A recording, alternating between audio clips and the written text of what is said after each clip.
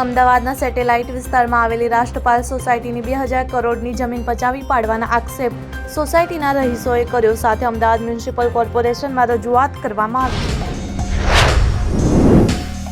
આજે નરોડા વિસ્તારમાં લિફ્ટ ચોથા માળેથી સીધી બેઝમેન્ટમાં પડી હતી અને સ્થાનિકો ફસાયાની ઘટના બની હતી. જોકે સ્થાનિકોએ તાત્કાલિક તમામ લોકોનું રેસ્ક્યુ કરીને બહાર કાઢ્યા હતા.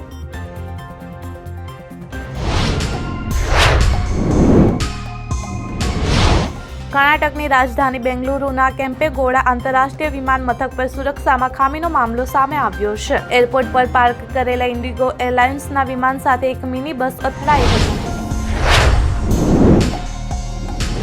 IPL 2025ની મેચ પંજાબ કિંગ્સ અને RCB સામે ટકરાશે. બંને ટીમોની વચ્ચે RCBના કેપ્ટન રજત પાટીદારે ટોસ જીતીને પહેલા બોલિંગ કરવાનો નિર્ણય લીધો હતો.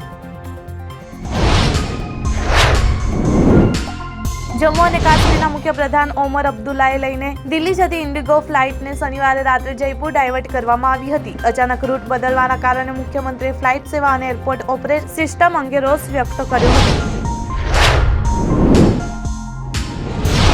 સાઉથ સુપરસ્ટાર ધનુષની આગામી ફિલ્મ ઇડલી કઢાઈના સેટ પર ભીષણ આગ લાગી હતી. આગને કારણે સેટ બળીને ખાખ થઈ ગયો હતો. ત્યાં હાજર કોઈને પણ નુકસાન થયું નથી.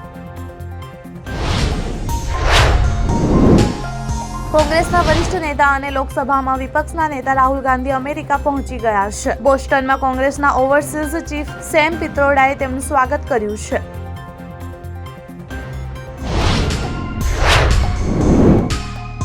કર્ણાટકમાં CET પરીક્ષા દરમિયાન વિદ્યાર્થીઓ પાસેથી જનોઈ અને રક્ષાસૂત્ર કઢાવી નાખવાના મામલે શિક્ષણ વિભાગે મોટી કાર્યવાહી કરી છે. KEA અને કર્ણાટક ઉચ્ચ શિક્ષણ વિભાગે બંનેને બરતરફ કરવાનો આદેશ આપ્યો છે.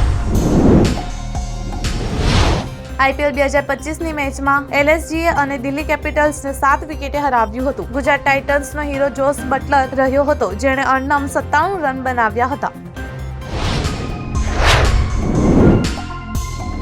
ઇમરાન હાશમી એક ઇન્ટરવ્યુમાં ફિલ્મી ઉદ્યોગમાં ફેલાયેલી નકારાત્મકતા વિશે ખુલ્લેઆમ વાત કરી. કહ્યું કે અહીં બોલિવૂડમાં સમર્થન અને એકતાનો અભાવ છે. ઘણા લોકો એકબીજાને નીચા બતાવવાનો પ્રયાસ કરે છે.